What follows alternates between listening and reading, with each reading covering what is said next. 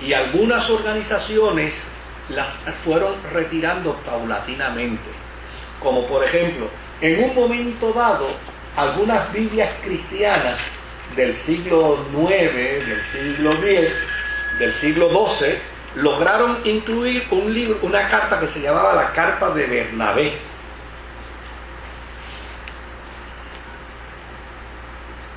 Y lograron incluir otro documentito que se llamaba El Pastor de Hermas.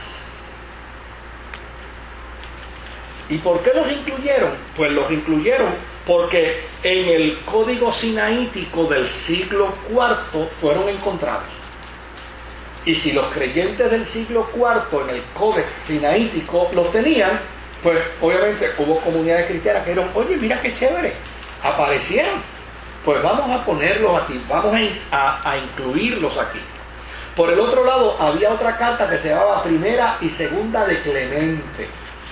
Y de hecho, es interesante que el apóstol San Pablo habla de un tal Clemente, ¿verdad? Y cuando apareció ese documento en el siglo V, en el Códex Alejandrino, pues también hubo comunidades cristianas que lo incluyeron en sus Biblias.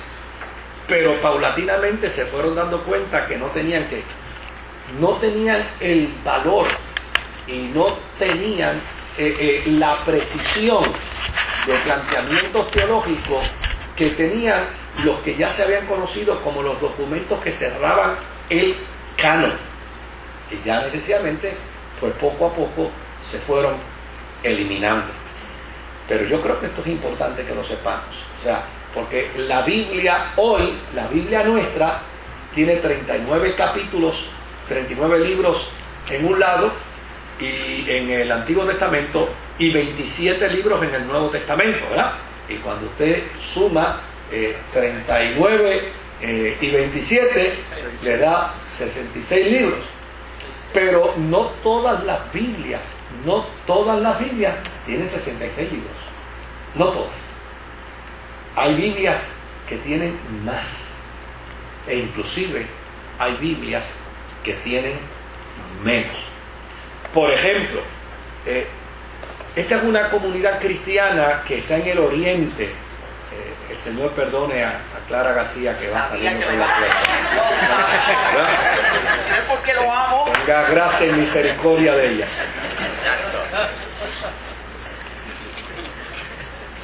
¿Verdad? En el oriente hay una iglesia que tal vez algunos de ustedes han oído hablar de ella, la Iglesia Ortodoxa Copta. Son cristianos, son medio raros. Hoy en día es una comunidad cristiana muy pequeña, pero es una comunidad legendaria cristiana. Y esta Iglesia Ortodoxa Copta tiene aún estos 3 libros que yo les mencioné. Todavía al día de hoy ellos los tienen en su Nuevo Testamento. El Pastor de Hermas y Primera y Segunda de Clemente. Así es que en un culto copto, a usted no le extrañaría que a la hora del devocional dijera, vamos a leer en Primera de Clemente, capítulo 2. Y usted habla por su Biblia y se quedó corto. Primera de Clemente usted no la tiene. O vamos a leer del Pastor de Hermas. Y usted habla por su Biblia y no tiene el Pastor de Hermas. Ellos tienen, ¿verdad? Tienen tres capítulos o 3 libros más que nosotros. El cristianismo primitivo, por ejemplo, no quería aceptar el Apocalipsis.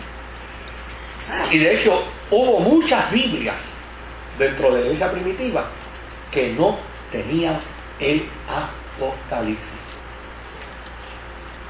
Para algunos cristianos hoy el Apocalipsis es el libro más importante de las Sagradas Escrituras, pero para la iglesia primitiva no lo era. De hecho, para Lutero no lo fue. No era porque no lo creían. No, porque no lo entendían. O sea, fíjese que el entendimiento que se tiene del libro de Apocalipsis no es un entendimiento universal. Ayer era bien gracioso porque en el programa de televisión llamó mucha gente haciendo preguntas apocalípticas y qué bueno que las hacen, ¿verdad? Pero desde luego a mí me antecede un programa apocalíptico. Es correcto, por ahí es que viene. Y ese programa apocalíptico que me antecede, pues es un programa apocalíptico que responde a una escuela de interpretación. Pero existen un montón de escuelas de interpretación apocalíptica. Lo que pasa es que obviamente no han tenido la dicha de tener un programa apocalíptico. Y la única escuela que tiene un programa apocalíptico en Puerto Rico, pues es la escuela dispensacionalista. Ahora, la escuela dispensacionalista que tiene un programa apocalíptico televisivo, si usted supiera algo interesante, es que dentro de la escuela dispensacionalista hay subescuelas de interpretación apocalíptica. Porque todavía ni siquiera una sola escuela se ha puesto de acuerdo en todo el orden apocalíptico. Ninguna sola escuela. Y un ejemplo de ello lo era cuando, pues porque en la década del 90 y del 80, finales del 80, esto se convirtió en un boom en Puerto Rico, de tal manera que todos los apocalípticos de América Latina venían aquí a dar seminarios y convergían y discutían y hacían foros televisivos y foros radiales, pero lo interesante era que todos eran de una misma escuela, pero ninguno se ponía de acuerdo. Uno decía que venía primero la gran tribulación antes del retorno de Cristo, el otro decía que no, que primero venía el retorno y después la gran tribulación, otro decía que el milenio era primero y el otro decía que no podía ser primero, y la verdad era que era interesante la discusión, pero cuando uno terminaba no aprendía nada, porque a fin de cuentas ni siquiera ellos pueden ponerse de acuerdo. Y desde luego, por ser el libro de Apocalipsis un libro de tantos símbolos, y cada cual interpreta los símbolos con los lentes que se pone, pues muchas de estas comunidades de fe decían, con esto no hay que bregar. El que lo escribió, que lo escribió. Lo dejaban ahí. De hecho, Lutero mismo no quiso bregar con el Apocalipsis. Y dijo, no, esto es un libro complicado como para nosotros meternos aquí. Claro, el discurso de Lutero era justificación por la fe. ¿Para qué tiene que meterse en Apocalipsis? No tiene que meterse en Apocalipsis, nada. Pues dejó el Apocalipsis a un lado y siguió con el proceso de justificación por la fe. Ahora, esto no quiere decir que la cristiandad no crea en el inminente retorno de Jesucristo. Son dos cosas totalmente distintas. Yo probablemente no esté totalmente de acuerdo con lo que diga la persona que me antecede a mi programa, como no lo estoy, pero sí estoy de acuerdo con él en algo. Que Jesucristo viene.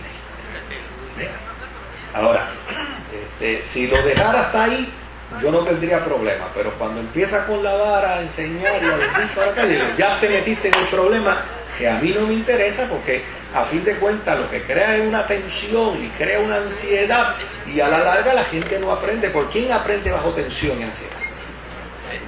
Pero cuando él afirma, mira hermanos, Cristo viene, yo acá digo amén, claro que viene, yo lo estoy esperando, yo no tengo ningún problema con ese planteamiento del retorno de Jesucristo. Ahora, no me diga que viene el lunes, o que viene el martes, o que viene el sábado, porque a mí no me interesa saber el día. A mí lo que me interesa es saber que viene. De eso es que se trata, ¿ves? Entonces, alguna gente dentro de sus prejuicios piensa que como uno tal vez no le aplaude todo, entonces dicen, es que tú no crees. No, chico, yo creo. Lo que pasa es que yo no estoy obligado a creer todo lo que los demás creen. Porque el gran problema que tenemos es ese. Mire, una de las cosas que por 24, ya para 25 años, yo le vengo diciendo a la gente en la televisión es, mire, nosotros no somos un programa para cambiarle la mentalidad teológica a nadie, ni pretendemos sustituir la opinión de una denominación o de una iglesia. Nosotros simplemente somos un pensamiento de reflexión. Usted lo oye y si le gusta lo toma y si no lo deja, porque nadie se salva o se pierde por saber más o menos de la Sagrada Escritura.